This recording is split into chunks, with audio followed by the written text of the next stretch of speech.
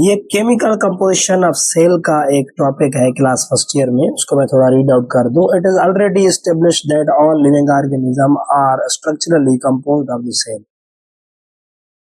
ये कह रहे हैं कि पहले हम पढ़ चुके हैं कि लिविंग ऑर्गेनिज्म जितने भी इस दुनिया में मौजूद हैं वो स्ट्रक्चरली किस चीज के बने होते हैं, उनकी स्ट्रक्चर और उनकी बनावट जो है वो सेल पर डिपेंड करती है। And living contains the living matter, और लिविंग ऑर्गेनिज्म में जो सेल है उसमें एक लिविंग मैटर, मादे की तरह एक लिविंग कंपोनेंट पाया जाता है जिसे प्रोटोप्लाज्म कहते हैं। प्रोटोप्लाज्म। अब बच्चे ये भी याद रखिएगा कि प्रोटोप्लाज्म है क्या। प्रोटोप्लाज्म को लिविंग मैटर और लिविंग पार्ट भी कहा जाता है। इसमें दो चीजें आती हैं, एक इनऑर्गेनिक मॉलिक्यूल और दूसरे होते हैं ऑर्गेनिक मॉलिक्यूल। अब आप लोगों को मैं पहले बता चुका हूं कि ऑर्गेनिक मॉलिक्यूल की बात अगर की जाए तो ऑर्गेनिक मॉलिक्यूल कौन कौन से होते हैं, जैसे प्रोटीन, उसका सब यूनिट अमाइनो एसिड, कार्बोहाइड्रेट, उसका सब यूनिट जो है वो ग्लूकोज, और अगर बात करें लिपिड की तो उसके सब यूनिट हैं फैट और ग्लाइसिरोल, फैटी एसिड और ग्लाइसिरोल, और अगर हम न्यूक्लिक एसिड की बात करें तो न्यूक्लियोटाइड्स। ये हो गया ऑर्गेनिक। अब इनऑर्गेनिक में कौन सी चीजें हैं, जैसे वाटर, कुछ कार्बन डाइऑक्साइड मॉलिक्यूल, कुछ इलेक्ट्रोलाइट्स हैं, कुछ आयंस हैं, कुछ साल्ट हैं, ये बॉडी के अंदर मौजूद है। तो प्रोटोप्लाज्म जो है वो कंपोजिशन है दो चीजों की, ऑर्गेनिक एंड इनऑर्गेनिक की।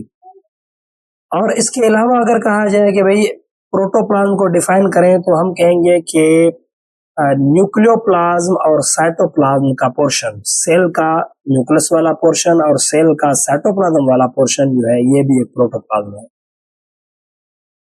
द एक्चुअल का chemical composition of the protoplasm, protoplasm की जो हकीकत में केमिकल कंपोजिशन है is still not known perfectly. आज तक साइंटिस्ट कोशिश कर रहे हैं लेकिन उनकी एग्जैक्ट प्रोटोप्लाज्म की कंपोजिशन जो है वो अभी तक नहीं दे पाए। फिर हम कुछ इस आइडिया से कहते हैं कि भाई सेल के अंदर लिविंग और कंपोनेंट जो है उसमें इनऑर्गेनिक और ऑर्गेनिक सब्सटेंस जो है वो मौजूद होते हैं, वही इस प्रोटोप्लाज्म की कंपोजिशन में मदद करते हैं। However, chemically it contains 70% to 90% of the water। तो अगर हम प्रोटोप्लाज्म और सेल के अंदर देखें तो उसमें पानी जो है 70% से लेकर 90% तक पाया जाता है। If the water is evaporated, जब तक पानी है, और जब पानी evaporate हो जाएगा यानी पानी सेल से बाहर चला जाएगा, जिस तरीके के साथ अगर हम ये कह दें कि भाई बहुत सारी गर्मी है, शिद्दत है गर्मी की, और गर्मी के दौरान हमारी बॉडी से पसीना आ रहा है, पानी जो है वो एवापोरेट हो रहा है। The remaining mass of the cell, अब जब के 70 to 90% जो पानी है वो अगर एवापोरेट हो गया, बॉडी से बाहर चला गया डिहाइड्रेशन में या प्लांट के अंदर ट्रांसपायरेशन में, तो बचा हुआ जो पार्ट होगा सेल का वो ड्राई वेट ऑफ सेल कहलवाएगा। Consist of the many carbon containing long chain molecules called the biomolecules। पानी अगर खत्म हो जाता है तो और कौन सी चीजें हैं, बायोमॉलिक्यूल्स जो है वो सेल के अंदर रह जाते हैं। बायोमॉलिक्यूल में कार्बन जरूरी होंगे। तो लिविंग ऑर्गेनिज्म में जो है ऑर्गेनिक मॉलिक्यूल की कंपोजिशन ज्यादा होती है और बायोमॉलिक्यूल जो है वो कार्बन कंटेनिंग है। तो बायोमॉलिक्यूल में पहले आप लोगों को बता चुका हूँ, protein, carbohydrate, fat, nucleic acid, these are the most important। which are the type of organic molecule। ये बायोमॉलिक्यूल भी ऑर्गेनिक मॉलिक्यूल के टाइप है।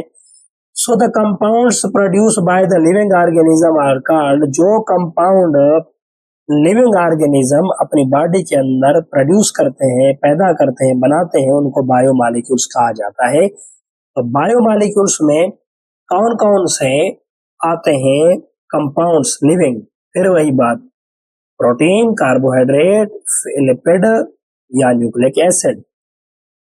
The elements which are involve in the synthesis of biomolecule, कौन से ऐसे biomolecule हैं जिनकी composition में एलिमेंट पाए जाते हैं। ये तो बात तय है कि एलिमेंट जब तक नहीं मिलेंगे बायोमॉलिक्यूल्स नहीं बनेंगे। तो बायोमॉलिक्यूल जो सिंथेसिस है, उनके बनने का जो प्रोसेस है, उनमें उनको एलिमेंट चाहिए। आर मेनली, वैसे तो बहुत सारे हैं लेकिन यहाँ पे मेन की बात कर रहे हैं तो मेनली जो है वो 6 हैं, carbon, hydrogen, oxygen, nitrogen, phosphorus and sulphur. इसके अलावा बचे एक और बात भी है कि इसमें लास्ट लाइन भी लिखी हुई है, इसमें क्या कहते हैं कि the form approximately 98% of the biomolecules. ये जो 6 एलिमेंट है ये सेल की कंपोजिशन में 98% बायोमॉलिक्यूल बनाने की सलाहियत रखते हैं। अगर ये नहीं होंगे तो सेल की कंपोजिशन और सेल के कंपोनेंट बायोमॉलिक्यूल्स बनने का प्रोसेस जो है वो नहीं हो पाएगा।